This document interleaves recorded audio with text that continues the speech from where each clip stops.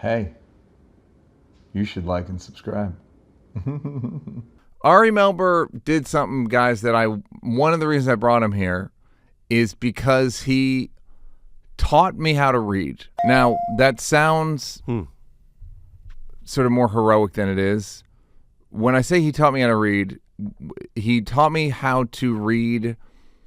You taught me how to quickly distill information from a news article. Will you please describe the Melber system as it's known on your YouTube channel? You're talking about when we discuss speed reading? Yes. So speed reading is an actual thing. Right. It's a discipline that has been developed. And do you do it? Are you a I do. practitioner? I use it. Okay. Someone else came up with it. I don't remember the name, but there's whole and guidance. You wear a body cam when it's a whole thing. You don't use it often. You started wearing a body cam because you were using it too liberally, and a lot of people were getting hurt. Wow. Go on. I guess regular listeners know how to take your deadpan. It's not. Again, I'm smiling. This is what people don't understand about me. I'm smiling right now. You guys call it deadpan. Smiling. I gave it a little lilt. It's comedy. Go on. The way we are generally taught to read in the West and in the education system is at one speed. In fact, many people listening to this would say, well, I didn't know there were other speeds available. Mm-hmm. But reading for information rather than pleasure, so let's get that up front. You're reading, a letter comes in the mail, and it says, you have a long-lost relative. There's an inheritance that will be granted to you. Read this letter to learn how to get it. I would pleasure myself to that. Go on. Speed reading is the idea that you should obviously read that slowly and more carefully, and perhaps even more than once. Mm-hmm. That's at the highest level. Yes. Versus an article that you know you may not finish, where you are looking to get certain information. And so you can bounce through reading speeds. So instead of thinking of nonfiction reading as one speed, and then when you get bored or tired or busy, you stop, which is really how a lot of people do it, that's a very inefficient way to drive. And you can think of it more as 3 or 5 speeds. I don't think there's 20 speeds. People do it different ways. So, for example, if I'm preparing for covering something tonight and Putin and Trump have a press conference and I'm reading through coverage of it, the first paragraph, which is almost always the setup, I can skip right through that.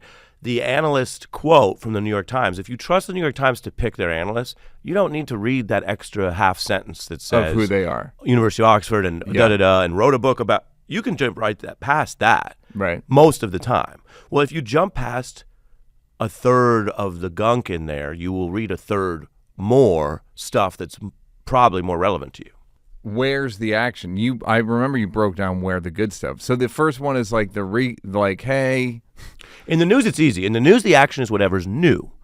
So if you've read 80 articles about Epstein or gone through 80 posts or however minimum, you know a lot of background. You still don't know. So when it starts talking about the Florida deal they cut the first time and Reddy died mysteriously in prison, and you know about that. So very quickly, it's personal to you, but you choose as soon as you see something peripheral. It's very personal to me. Go on.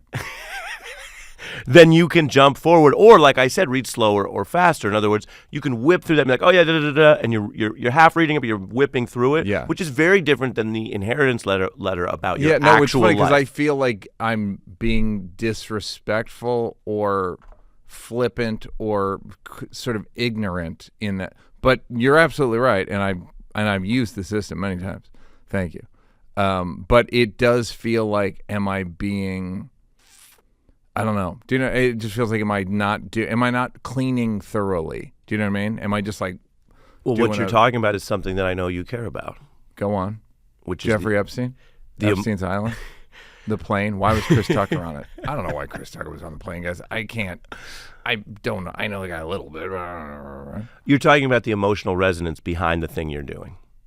And so you might feel, as someone who does care about being informed or being studious, that you need to have some fidelity, some level of attention or process when you're reading something. And I get that. A lot of people don't have that. I mean, book reading is crashing in the West. People aren't reading books on their own anymore.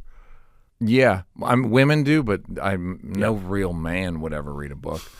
I think we can all agree on that. All right, the thing that we also talk about when we have lunch once, and you invited me to dinner, I couldn't go.